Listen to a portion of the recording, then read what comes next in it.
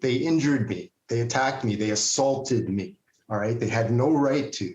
They threatened my life at gunpoint. Almost 5 years after the violent arrest of a Montreal black man while entering a convenience store to buy milk, Quebec's Police Ethics Committee ruled the two Montreal police officers racially profiled him, illegally arrested the man and searched him, and used excessive force on Errol Burke. A record 30-day suspension without pay was imposed on each officer, a first of its kind. How stressful it is to deal with like a situation over 5 years waiting to have this come to light. It happened February 18th, 2017, 1 block from Burke's house in Côte-des-Neiges, outside this store on Décarie Boulevard. Police came running towards him. Really roughed him up during the arrest.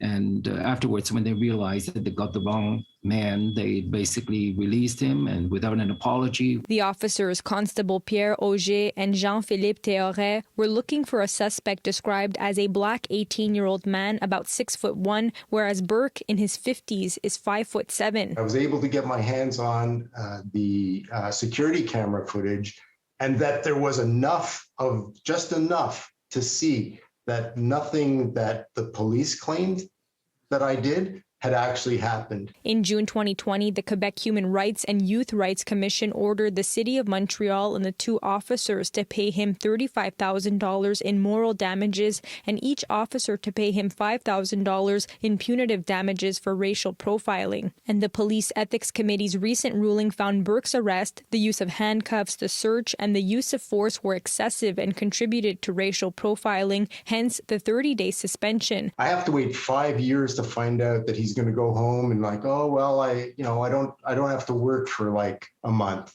And then everything goes back to normal for them. This decision hopefully sets a new benchmark because it elevates it to 30-day and hopefully eventually 60-day or 90 days with dismissal. In a statement to City News, the Montreal police say they are aware of the decision and will make no further comment. Burke and Niemi believe it will be appealed, meaning the case can be dragged longer. It's also being heard before the Human Rights Tribunal in the fall of 2022. I wait to see whether they're going to walk away because some judge will find a reason to, overthrow it.